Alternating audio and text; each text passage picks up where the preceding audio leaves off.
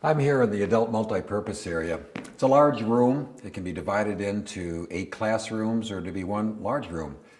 And here we've done classes, we've done wedding receptions, we've had dinners, we've even had dances here. This summer we're going to be remodeling half of this area into our new coffee bar. We're going to bring in chairs and tables and some sofas. We're going to put a new floor in. We're going to have things on the wall. It's going to be an awesome area.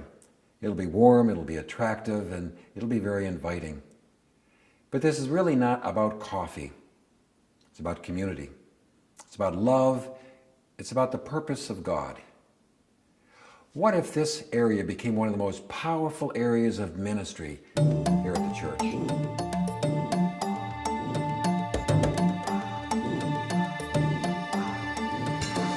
Acts chapter 2 begins the story of the Jerusalem church.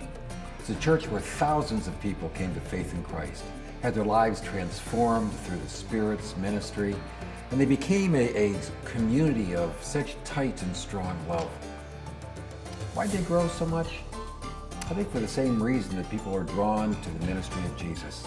There was an irresistible attraction about him.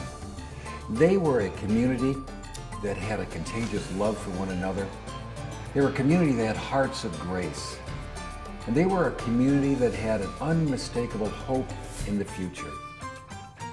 What if we here at Living Word were able to become a community with the same irresistible attraction that the early church in Jerusalem had? People have often asked, why has Living Word grown over the years? My answer has many dimensions to that question, but I think one of the core reasons is the people here. God has brought such awesome and precious people to us. We are a church of the most unlikely people. We are a church of broken people whom God is healing. We are a church of people that come from such broad, varied backgrounds. How often we have cried together on Sunday mornings as we listen to people tell their stories of grace. How we treasure our times of worship in the presence of God.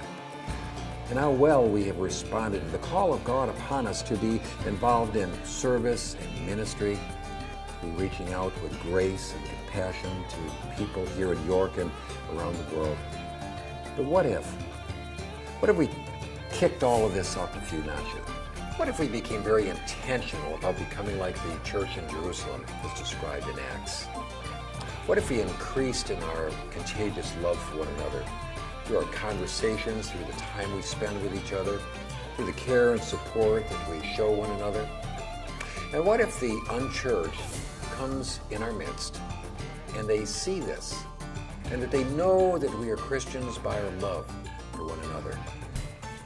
But what if they not only see this, but they're included and become part of this contagious love?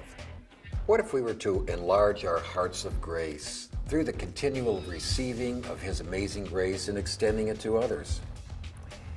And what if the unchurched who come to be among us would sense this grace here?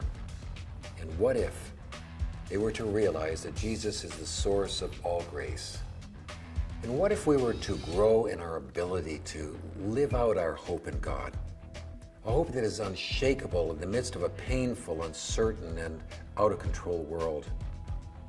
And what if unchurched people who have lost direction and lost hope were to discover that here in York live a people who have a rock-solid hope?